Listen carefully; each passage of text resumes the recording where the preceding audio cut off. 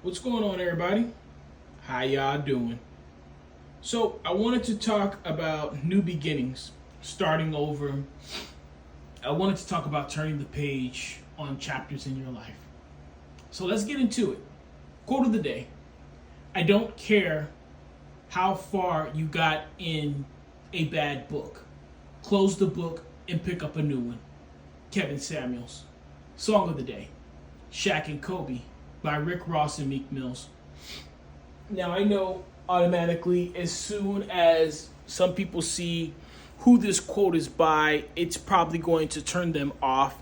Um, I will start by saying I don't agree with everything that Kevin Samuels used to say. I will also say RIP to him, because he did lose his life. But I definitely agree with this quote. And the thing about it is, it's hard. It's good advice, but it's hard advice to follow. When you have time invested in a situation, when you have time invested in a thing or a person, it's difficult to release that person. It's difficult to move on from that thing, whether it be a job, whether it be a relationship, whether it be a car, a house, a group that you used to hang around or associate yourself with. Once things change and it's time for you to move forward, once it's time for you to no longer have that thing or persons or people in your life, it is difficult to move forward, especially when the time invested starts to be years. But at the end of the day, it's necessary. It's necessary. It's detrimental to you if you don't. It's one of the hardest things that I've had to do in my life, is to let go of things that I've put so much time into. Mainly because I feel like I would be a failure if I didn't continue to try after putting X amount of years, after putting X amount of dollars into something. And I've held on to things when I know I should have let go of them a long time ago, because I hold out on a fantasy of maybe it'll change, maybe it'll turn around. And it kind of goes back to what we were talking about in a previous message. I'm talking about success not being linear. And you hope that at the end of the day, it's going to get better, that this is just a rocky road, that this is just a tough part.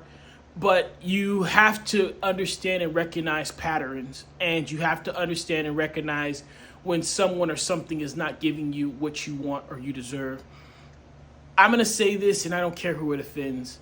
If you're in a relationship, and that when I say relationship, I mean job, I mean platonic, meaning friend, or romantic, meaning significant other. If you're in a relationship and you ask that person, or you ask that group or that thing for something and they don't give it to you, you need to evaluate whether or not you should be in that relationship.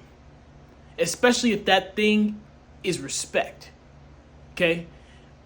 If somebody doesn't give you, or something doesn't give you something, then there's only really three options, right? First, they didn't understand you.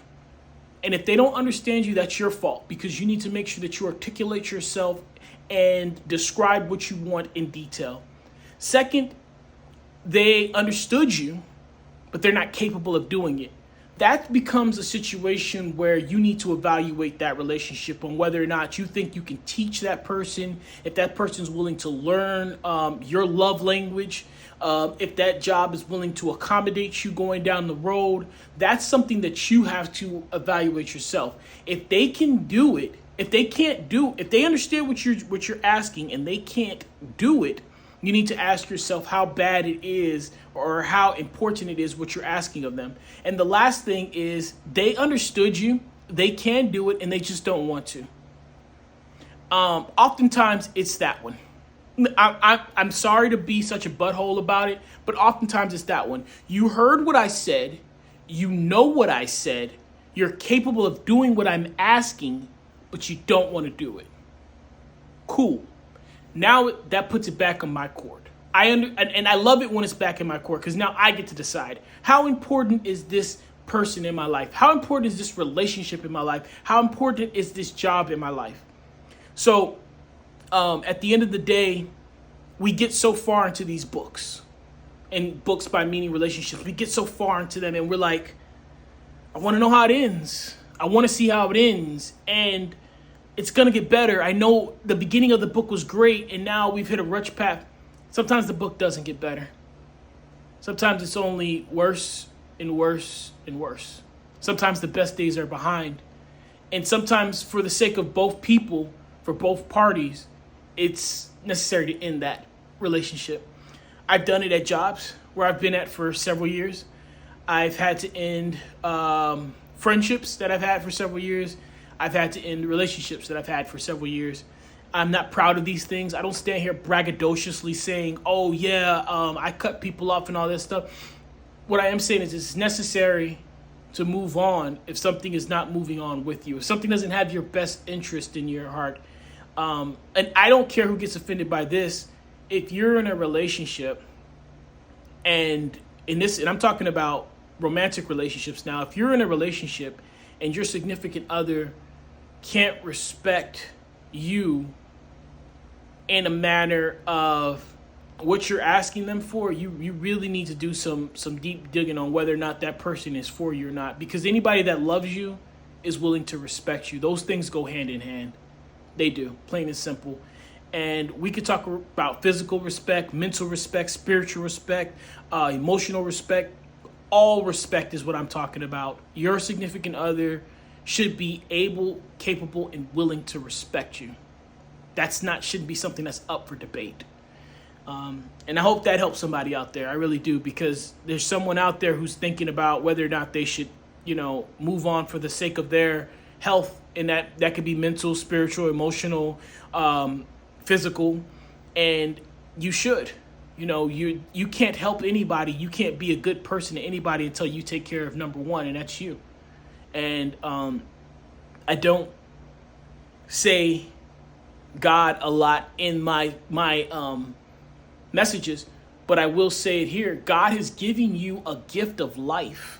Like, at the end of the day, we have a gift that no other creature, no other being on this planet in the universe has, and that's freedom of will to do what we want with our life. And we owe it to ourselves, we owe it to God to find out what makes us happy and to chase that. And the person that's, loves you, and the person that should be beside you is going to be somebody who's respecting that. And, it might be hard. I tell you, one of the disheartening things that I've learned as I do more and more spiritual counseling, as I do more and more life coaching, is when people tell me, but I've had it for so many years. And that immediately tells me that they equate time to a positive thing. They equate longevity to a positive thing. Like, just because you've been in it for 20 years, just because you've been around it for 20 years, just because, look, I don't care how long you've been doing something. Like, you want to tell me that just because you've been going to the gym for 20 years, you're supposed to have the best body. You want to tell me just because you've been going to school for 20 years that you should have a doctorate. I don't care how long you've been doing something. I want to know how good you've been doing it.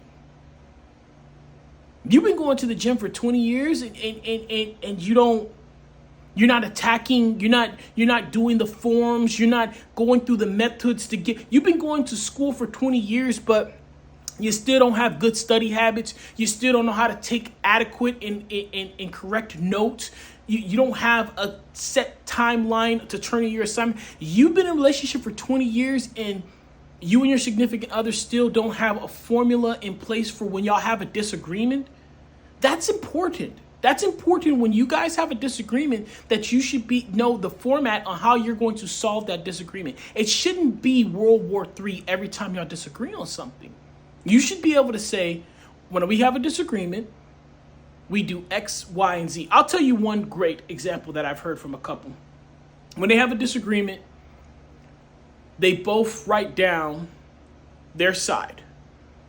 And they both write down why they feel like they should be, like, let's say, for just layman's purpose, we're talking about painting the living room brown, or we're talking about painting the living room white.